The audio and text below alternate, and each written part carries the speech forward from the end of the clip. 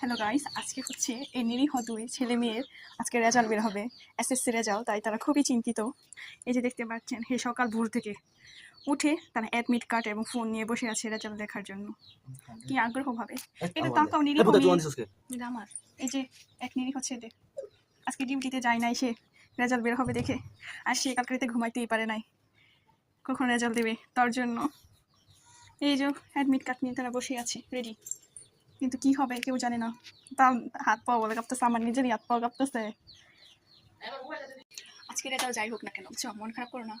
এবার না হলে সামনে বার দিবা, সমস্যা কি?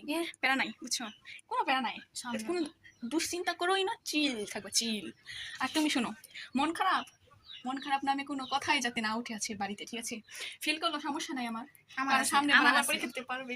আর যদি পাশ করো তোমাকে মিষ্টি খাওয়াবো সামনে, ঠিক আছে, সমস্যা নাই।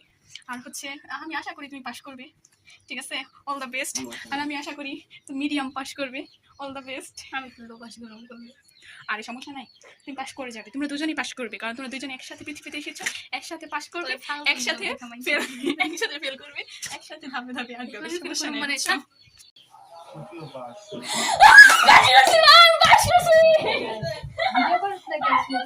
এটা কি বাস করবো?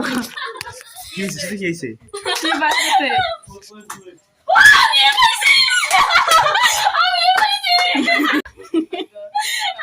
আমি মনে করছিলাম ফেল করব।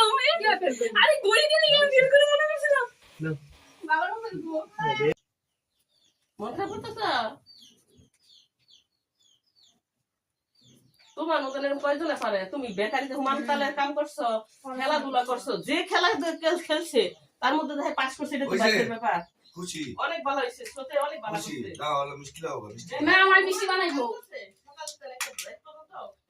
আবার করে অনেক ভালো হইছে না, মিষ্টি বানাবো আমি, ইলে বানাবো, যে সঙ্গে বানাইতে সময় লাগতো না আমার। লসত স্কুলে যাই খেলা দেখে গিয়ে